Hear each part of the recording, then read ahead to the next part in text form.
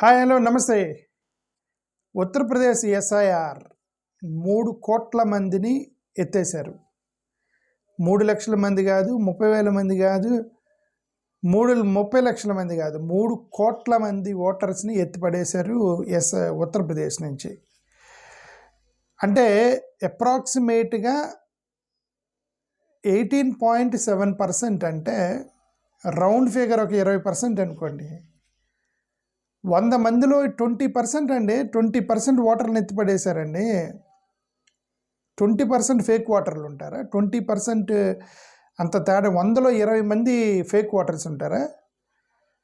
Surprising అనిపించింది ఈ యొక్క రిజల్ట్ చూస్తే.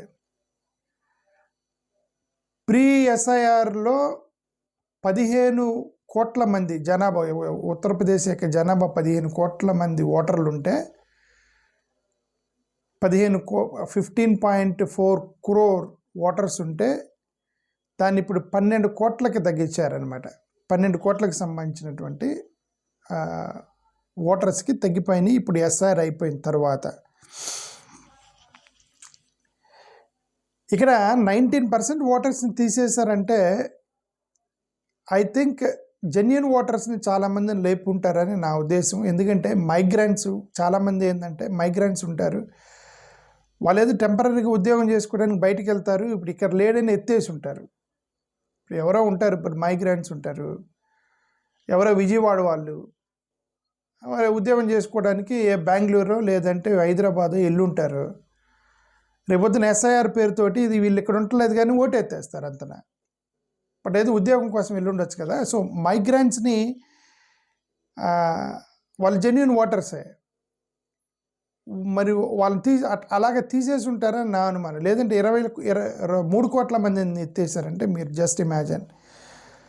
అంటే అప్రాక్సిమేట్గా 20% ఓటర్లు ఎత్తేసారు. ఓకే, చాలామంది అర్బన్ వాళ్ళు ఉంటారు, అర్బన్ పూర్తి పేదవాళ్ళు ఉంటారు, అర్బన్లో పేదవాళ్ళు ఉంటారు. వాళ్ళు ఎక్కడో పక్కన చుట్టుపక్కల వాళ్ళు వచ్చి అక్కడ నివసిస్తూ ఉంటారు అనమాట. మరి అట్లాంటివి లేపేసి ఉంటారు.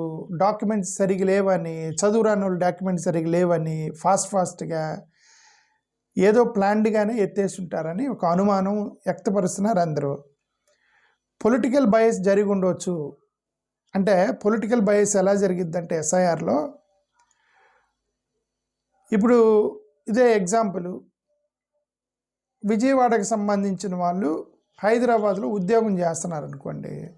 రేపొద్దున ఎస్ఐఆర్ వచ్చిన వాళ్ళు, ఇదిగండి మీరు విజయవాడలో వాళ్ళు ఇప్పుడు ఉండట్లేదు కదా, హైదరాబాద్లో ఉంటున్నారు కదా, కాబట్టి ఇక్కడ ఓటు తీసేస్తున్నామని ఇక్కడ విజయవాడలో ఓటు తీసేస్తారు.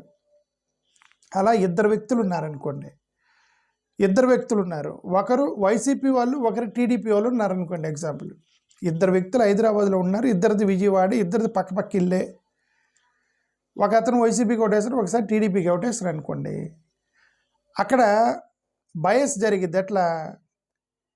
ఇదిగో టీడీపీ వాడు విజయవాడ వాడే హైదరాబాద్లో ఉద్యోగం చేస్తున్నాడు, పర్లేదు మనకు ఓటేస్తారు కాబట్టి వాడు ఓటు ఉంచండి. ఇది వైసీపీ అతను విజయవాడ అతను హైదరాబాద్లో ఉంటున్నాడు కాబట్టి హైదరాబాద్లో ఉంటున్న అబ్బాయి ఇక్కడ ఉండలేదని ఓటు ఎత్తేయండి. ఇలా జరుగుండొచ్చు ఉత్తరప్రదేశ్లో అనేటువంటి అనుమానం. ఎక్కడో పొలిటికల్ బయస్ జరిగి ఉండొచ్చు. అపోనెంట్కి సంబంధించిన ఓటర్లు మొత్తం కూడా రకరకాల పేర్లు పెట్టి మీరు వేరే చోట ఉద్యోగాలు చేస్తున్నారని చెప్పి ఎత్తేసి ఉండొచ్చు అనేటువంటి అనుమానంతో ఇప్పుడు అపోజిషన్ వాళ్ళు మాట్లాడుతున్నారు. ఎందుకంటే 3 కోట్ల మంది ఓటర్స్ని తీసేశారని. ఓకే, అంటే 20%. కోట్ల మంది అంటే అక్కడ జనాభా ఎక్కువ మంది ఉన్నారు, కోట్లు చూడకూడదు, పర్సంటేజ్ చూడాలి. 20% ఆఫ్ ఓట్స్ని ఎత్తేసారనమాట, ఫేక్ అని చెప్పి. ప్రొసీజర్ ల్యాక్ ఆఫ్ ట్రాన్స్పరెన్సీ 100% ఉండుండొచ్చు. బిఎల్ఓలు యాప్లు యాడ్ చేస్తారు.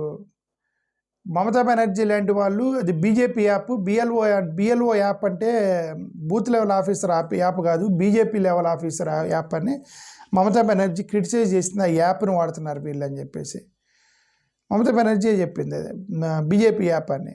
ఓకే, సో ఇట్లాంటి యాప్లు తీసుకొచ్చి ఆ యాప్లో మీరు యాడ్ చేసి మరి రకరకాలుగా మరి ఏం చేశారో తీసేశారు అనేటువంటి అనుమానం. ఇప్పుడు అది తీసేసిన తర్వాత బిఎల్ఓలు ఏముంది, బిఎల్ వాళ్ళు వస్తే టక్ చూసారా యాప్లు సరిగ్గా పనిచేస్తే ఏదో కొట్టేసి వెళ్ళిపోతారు. ఇప్పుడు బిఎల్ ప్రెజర్ ఎక్కువ ఉంది వాళ్ళ మీద. ఇప్పుడు బర్డెన్ ఇద్దరి మీద పడిద్ది, అధికారుల మీద పడిద్ది, ప్లస్ ఓటర్ల మీద పడిద్ది. ఇప్పుడు అందరూ వచ్చేసి నా ఓటు తీసేశారని అధికారుల చుట్టూ తిరుగుతారు, బిఎల్ వాళ్ళ చుట్టూ తిరగరు, అధికారుల చుట్టూ తిరుగుతారు. ఇప్పుడు the burden is on the officials and the voters.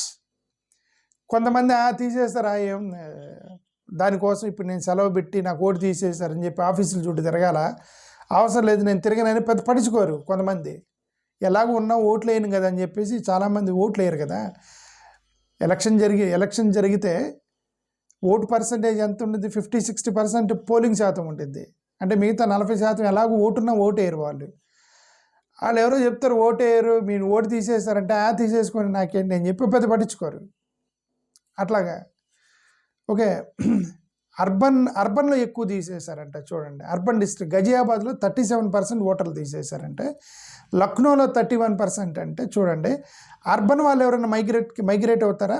Rural వారు మైగ్రేట్ అవుతారు, కానీ పల్లెటూరులో ఉన్న వాళ్ళు సిటీలకు వెళ్ళి ఉద్యోగాల కోసం. అర్బన్లో వాళ్ళు మైగ్రేట్ అవ్వటం చాలా తక్కువ కదా. ఇక్కడ చూడండి, అర్బన్లో ఓట్లు ఎక్కువ తీసేశారు. 37% గజియాబాద్లో, 31% లక్నోలో తీసేశారంటే అక్కడే డౌట్ వచ్చేసింది. అర్బన్ ఓటర్స్ అంతమంది ఎందుకు రిలొకేట్ అవుతారు? అంతే కదా. ఒకటి ఇప్పుడు హైదరాబాద్ వాళ్ళు విశాఖపట్నానికి 37% పోతారా? పోరు.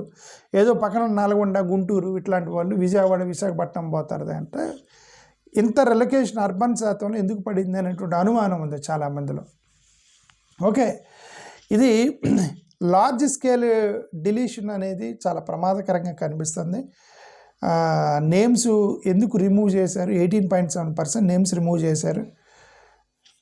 మరి దట్ ఈస్ లక్నోలో 30% అంట, 30% అంట లక్నోలో తీసేశారట. అది ఏది? అర్బన్ ఏరియాలో. అందుకే వెస్ట్ బెంగాల్ మమతా బెనర్జీ అంది బీజేపీ లింక్డ్ యాప్ యూజ్ చేస్తున్నారు నేషనల్గా, it's not BLO app, BJP app అని చెప్పింది మమతా బెనర్జీ. ఓకే, అఫీషియల్స్ పెద్దగా క్లారిటీగా ల్యాక్ ఆఫ్ ప్లానింగు ఇవన్నీ కొద్ది కన్ఫ్యూజన్లో ఉన్నట్టుగా అక్కడ సమాచారం వస్తుంది. ఆల్గరిథం సరిగా సెట్ చేయలేదని, యాప్ ఫీచర్స్ కూడా అంతగా విదౌట్ రిటర్న్ ప్రోటోకాల్తో ఫామ్ చేశారని, ఇవన్నీ కూడా ఆరోపణలు వస్తున్నాయి. మోరోవర్ బిఎల్ఓలు ఓవర్ బర్డెన్, స్ట్రెస్, సూసైడ్ చేసుకున్నారు చాలామంది పనిచేయలేక. సూసైడ్ చేసుకునేంత స్ట్రెస్ ఉన్నవాడు ఏం చేస్తాడు? యాక్యురేట్గా చేయడు కదా, ఏదో టకటక వేసేసిపోతారు. బహ్రైచ్లో అయితే బిఎల్ఓని సస్పెండ్ చేశారు, రాయ్బరీలో అసాల్ట్ చేశారు బిఎల్ఓల్ని. నేషనల్ వైడ్గా రిపోర్ట్స్ ఉన్నాయి, అబ్యూస్ జరుగుతున్నాయి, ప్రెజర్ తట్టుకోలేక సూసైడ్ చేసుకున్నారని. అంత ప్రెజర్లో పనిచేసేవాడు యాక్యురేట్గా పనిచేస్తాడా? అందుకని 3 కోట్ల మంది జనాభా ఎత్తేసి ఉంటారని నా అనుమానం. ఓకే, ఇంకోటి మైగ్రెంట్స్ని ఇంక్లూడ్ చేయటం. ఇప్పుడు డిలీషన్ చేస్తారు. ఇప్పుడు జనరల్గా ఏంటంటే ప్రతి సంవత్సరం ఓటర్లను యాడ్ చేస్తారు తప్ప డిలీషన్ అనేది జరగదు. ఇప్పుడు ఇది డిలీషన్ లెవెల్లోకి వెళ్ళారనమాట. ఇక్కడ నుండి వేరే ప్లేస్కి వెళ్ళిన వాళ్ళని తీసేశారు, వేరే ప్లేస్ నుంచి ఇక్కడికి వచ్చిన వాళ్ళని ఇంక్లూడ్ చేశారా లేదా అని అనుమానం. వాళ్ళని డాక్యుమెంట్ అడుగుతున్నారు కదా. ఇక్కడ నుంచి విజయవాడ నుంచి హైదరాబాద్ వెళ్ళినోడు తీసేశాడు, హైదరాబాద్ నుంచి విజయవాడ రిలొకేట్ అయినోడు ఉంటాడు కదా, వాడినేమో నువ్వు డాక్యుమెంట్ ఇవ్వు, ఆధార్ కార్డు ఇవ్వు అంటే నేను మొన్న హైదరాబాద్ నుంచి వచ్చాను. అలాగా inclusion, no inclusion, only exclusion. That may be the reason that 15 crore voter list 12 కోట్లకు పడిపోవడానికి కారణం అది అయి ఉండొచ్చని అందరు అనుకుంటున్నారు. ఓకే, మల్టిపుల్ డిలేస్, ఎక్స్టెన్షన్లు చేశారు, పెంచుకుంటూ పోయారు. ఒకసారి ఇది పెంచుకుంటూ పోయారు. సో ఇవన్నీ అందుకే కాంగ్రెస్ వాళ్ళు ఇది మర్డర్ ఆఫ్ డెమోక్రసీ అన్నారు. ఉత్తరప్రదేశ్లో ఉన్న కాంగ్రెస్ వాళ్ళు మర్డర్ ఆఫ్ డెమోక్రసీ అన్నారు. రాంగ్ఫుల్ ఎక్స్క్లూజన్ చేశారన్నారు. కాంగ్రెస్ ఎంపీ ప్రమోద్ తివారీ, ఇతను ఉత్తరప్రదేశ్ ఇతను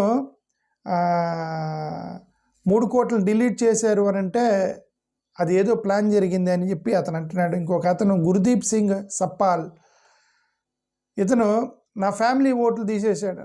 అతను ఒక కాంగ్రెస్ నాయకుడి యొక్క ఓట్లు ఇంట్లో ఓట్లు ఎత్తేసారట, చనిపోయారని చెప్పేసి. ఇదేం సిస్టమ్ అండి, నేను బతికే ఉన్న ఫ్యామిలీ ఓట్లు ఎత్తేసారని చెప్తాను. జార్ఖండ్లో కాంగ్రెస్ మినిస్టర్ ఇర్ఫాన్ అన్సారీ అతను ఎస్ఐఆర్ని మనం ఇంప్లిమెంట్ చేయొద్దు, రెసిస్ట్ చేస్తామని చెప్పి జార్ఖండ్లో వాళ్ళు మొదలెట్టారట. అక్కడ సమాజ్వాదీ పార్టీకి సంబంధించిన వాళ్ళేమో లీడర్స్ ఇది బీజేపీ ఎలక్షన్ కమిషన్ కుమ్మక్కయ్యారని చెప్పేసి సెలెక్టివ్గా తొలగిస్తున్నారని చెప్పి వాళ్ళు గొడవ చేస్తున్నారు. ఇప్పుడు అక్కడ అఖిలేష్ యాదవ్ బిఎల్ఓస్ వాళ్ళు కరెక్ట్గా మీరు ఎమ్మెల్యేలకి వాళ్ళకి మీరు గతంలో మీరు కోఆపరేట్ చేయొద్దని కూడా చెప్పాడు ఆయన Akhilesh Yadav. MLA Ravidas Mehrotra UP chief minister Yogi Adityanath పబ్లిక్ని మిస్గైడ్ చేస్తున్నారు, కోట్ల మందిని తీసేశారు, 2.79 crore తీసేయటం అంటే చాలా ఎక్కువ, అది దానికి మీరు అకౌంటబిలిటీ ఇవ్వాలని చెప్పేసి సమాజ్వాదీ పార్టీ వాళ్ళు చెప్పింది. బట్ భారతీయ జనతా పార్టీ వాళ్ళు దాన్ని సపోర్ట్ చేస్తారు, వాళ్ళ గవర్నమెంట్లో జరిగింది, వాళ్ళు డిఫెండ్ చేస్తారు. వాళ్ళందరూ చనిపోయారు, పక్కకి వెళ్ళి షిఫ్ట్ అయ్యారు, మేము ఎస్ఐఆర్ చేయమంటే మేము రామన్నారు, వాళ్ళందరినీ మాకు ఆప్షన్ లేక తీసేసామని బీజేపీ వాళ్ళు చెప్తున్నారు. ఇప్పుడు దట్ ఈస్ ది రీజన్ 3 కోట్ల మందిని ఎత్తేసామని చెప్తున్నారు. ఓకే, సో ఇది సంగతి, ఏం జరిగిందో చూద్దాం. థ్యాంక్ యూ, నమస్కారం.